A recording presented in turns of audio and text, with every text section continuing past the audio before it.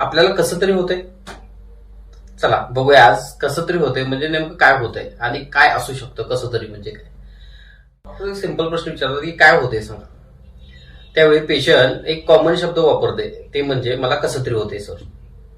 काय होतं माहित नाही पण कसं तरी होतंय. कसं तरी मागं बऱ्याच गोष्टी असतात, शरीरानं हा सिम्पटम्स दिलेला असतो.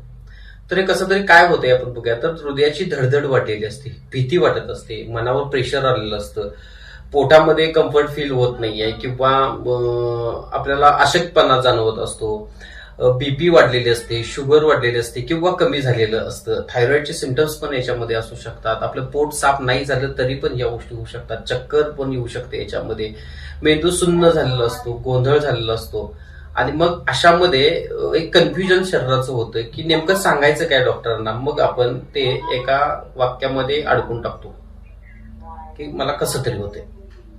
तर हे कसं तरी होतंय हे पूर्ण शरीर एक सिम्पटम्स दिलेला असतो तुम्हाला की घाबरल्यासारखं होतंय. आणि मग 5-10 मिनिटात तुम्ही घरात जरी थांबला किंवा दुसऱ्या कुठल्या कामात जरी गेला तर तुम्हाला हे कसं तरी होतंय हे 15-20 मिनिटात कमी येते. पण याच्या पाठीमागे एक कारण आहे, ते म्हणजे शरीराने दिलेले सिम्पटम्स.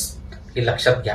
हे वारंवार कसं तरी व्हायला लागलं तर कुठल्या तरी मोठ्या आजाराचं निमंत्रण तुम्हाला आलेलं आहे याचा अर्थ आहे. त्यामुळे स्वतःला आत्ताच हेल्दी ठेवा, स्वतःवर लक्ष द्या, स्वतःवर प्रेम करा, स्वतःला वेळ द्या आणि निरोगी आणि स्वस्थ राहा. आजपासून सांगू नका मला कसं तरी होतंय. बाय.